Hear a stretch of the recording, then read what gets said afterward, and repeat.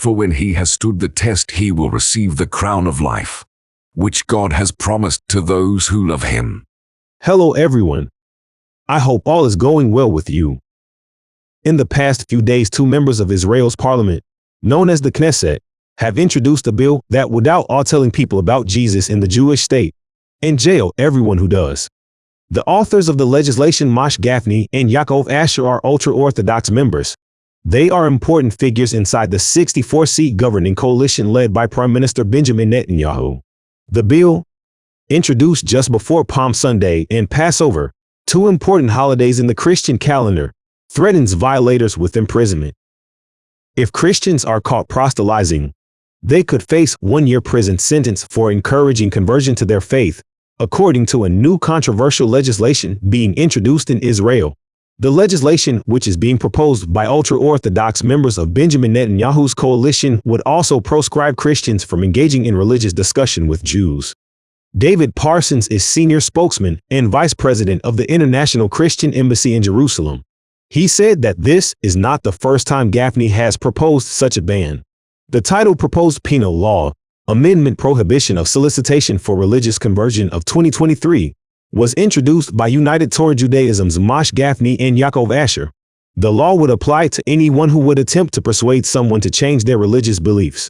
However, the legislation specifically mentions the Christian faith, saying that recently, the attempts of missionary groups, mainly Christians, to solicit conversion of religion has increased.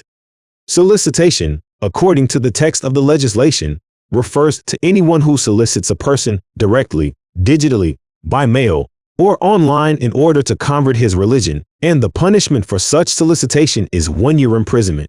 And if the person was a minor, the punishment 2 years imprisonment, making it illegal for followers of Jesus to explain why they believe that Jesus is both Messiah and God, with the hope that Israelis might consider following him.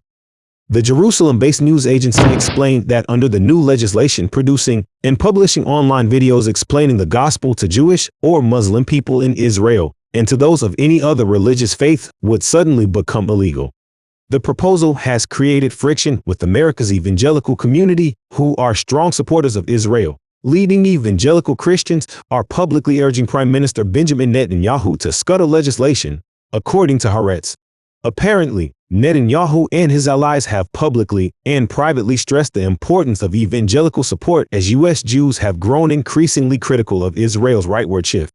It is expected that the bill will be sharply criticized in Washington by both Democrats and Republicans, the U.S. Congress, as an attempt to silence the followers of Jesus Christ in the Holy Land. The former U.S. Ambassador for International Religious Freedom, Sam Brownback, said that the new bill poses a massive threat to free speech, human rights, and religious freedom. Free and democratic countries simply do not outlaw the free exchange of ideas, and that includes religious beliefs and convictions, Brownback said. The bill could cause widespread international condemnation of Netanyahu's far-right government, as well as a serious clash with evangelical Christians in the U.S. and around the world, who are among Israel's biggest supporters. In John 15:18-19, Jesus said, "If the world hates you, keep in mind that it hated me first. If you belong to the world, it would love you as its own. As it is, you do not belong to the world, but I have chosen you out of the world. That is why the world hates you."